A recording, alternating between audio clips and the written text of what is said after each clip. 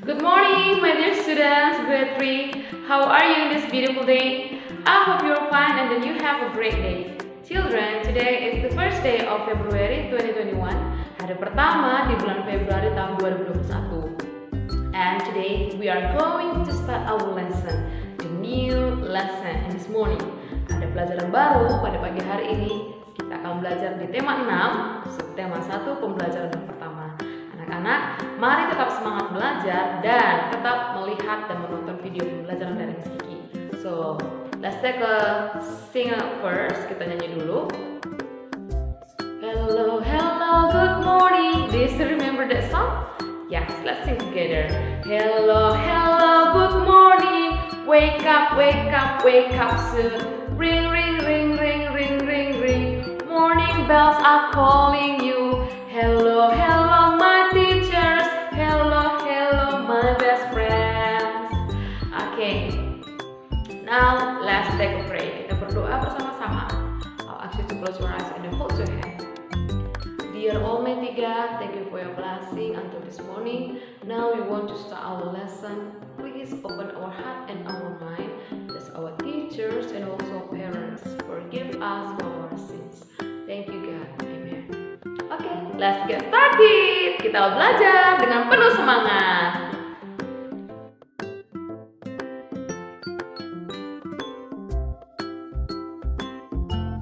Baik, anak-anak Miss Kiki silakan buka buku tema 6, subtema 1, pembelajaran yang pertama, halaman 2. Hari ini kita akan belajar materi yang baru nak tentang energi dan perubahannya.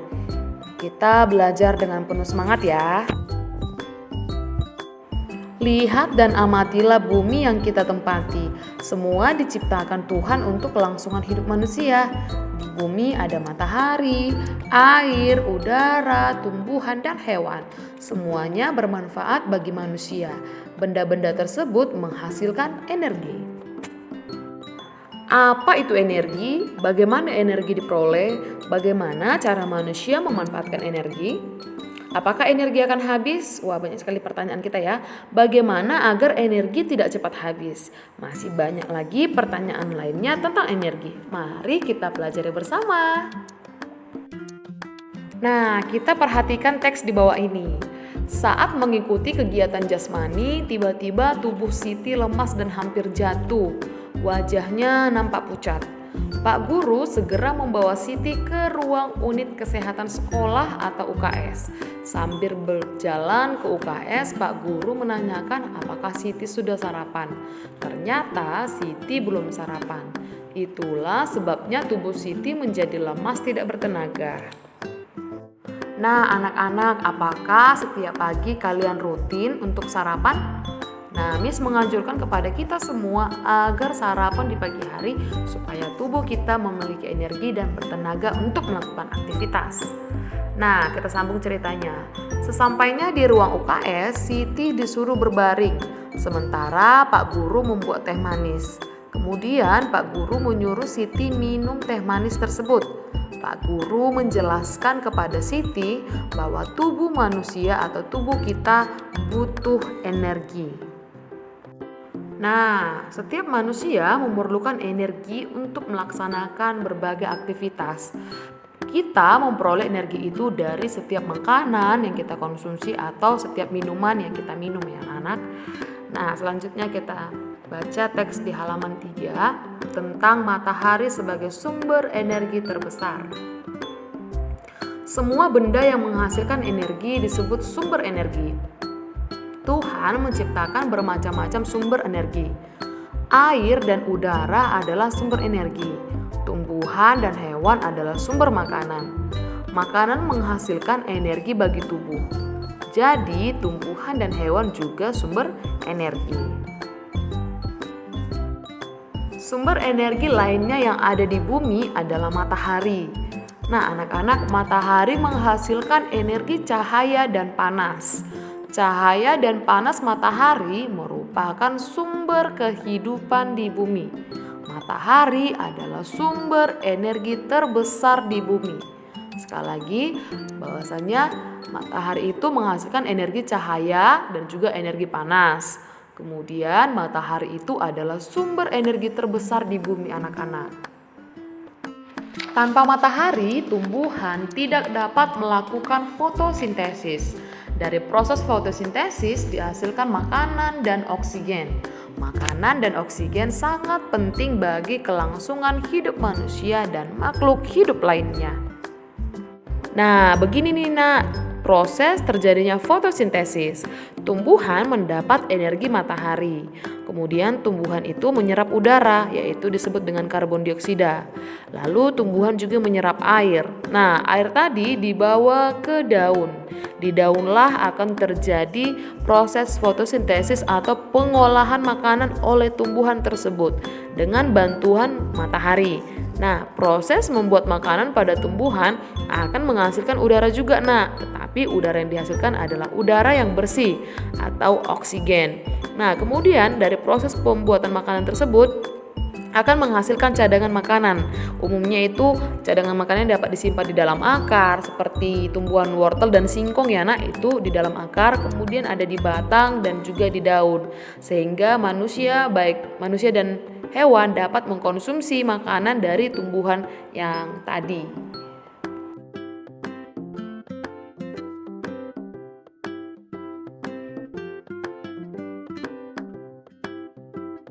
Nah, anak-anak kita lanjutkan kembali ya.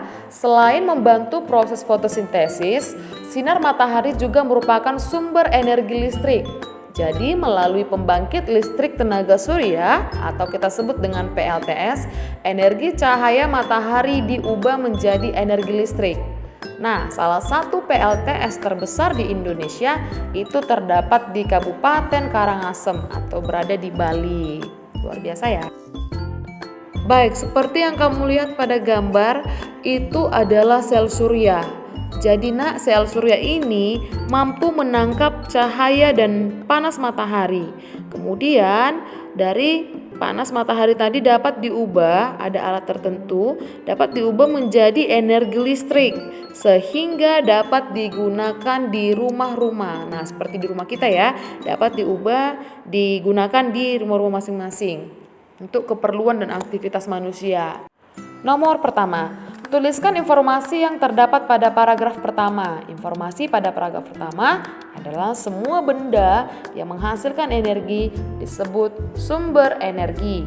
Kemudian soal yang kedua, paragraf keberapakah terdapat informasi tentang sumber energi? Informasi tentang sumber energi ada di paragraf pertama. Apa manfaat energi panas matahari? Tuliskan 3 contoh. Nah, apakah anak-anak tahu manfaat dari energi panas matahari? Yang pertama, membantu tumbuhan melakukan fotosintesis sebagai sumber energi listrik. Dan yang terakhir adalah mengeringkan bahan makanan dan juga pakaian. Apa yang dihasilkan dari proses fotosintesis? Nah, yang dihasilkan dari proses fotosintesis adalah makanan dan oksigen. Kemudian, mengapa matahari disebut sebagai sumber energi terbesar di bumi? Nah, jawabannya adalah karena matahari itu disebut sebagai sumber energi terbesar di bumi karena mampu menghasilkan energi cahaya dan panas yang sangat besar. Cahaya dan panas matahari merupakan sumber kehidupan di bumi. Baik, matahari adalah sumber energi yang paling penting di bumi. Kita harus bersyukur atas karunia Tuhan karena adanya energi matahari. Ungkapan syukur dapat kita tunjukkan melalui sebuah syair lagu. Melalui lagu, kita dapat mengungkapkan perasaan kita terhadap apa saja. Seperti lagu berikut ini yang mengungkapkan rasa sukacita dan juga rasa syukur atas adanya matahari sebagai sumber energi. Nah, ini seperti yang ada di layar kamu, sudah melihat ada sebuah lagu ya tentang matahari. Anak-anak, mari kita pelajari lagu ini. Kamu dapat melihatnya dari YouTube ya, supaya kita belajar secara mandiri. Nah, kita lihat dulu percobaan yang dilakukan Siti. Dia ingin membuktikan bahwasanya matahari adalah sumber energi panas. Nah, Siti sudah menyiapkan segumpal kapas dan sebuah kaca pembesar. Lalu Siti meletakkan kapas di atas sebuah wadah. Lalu Siti tadi memegang kaca pembesar di atas kapas. Kemudian Siti itu mengumpulkan sinar matahari ke kaca pembesar dan mengarahkan kumpulan cahaya itu ke kapas. Beberapa waktu kemudian, kapas mulai mengeluarkan asap dan terbakar. Nah, pada percobaan di atas, kita mengetahui bahwa cahaya matahari tidak langsung membakar kapas. Butuh waktu lama sampai kapas dapat terbakar. Nah, kegiatan sehari-hari juga membutuhkan waktu. Well, that's all about our lesson in this day. Tema 6, subtema 1, pembelajaran yang pertama.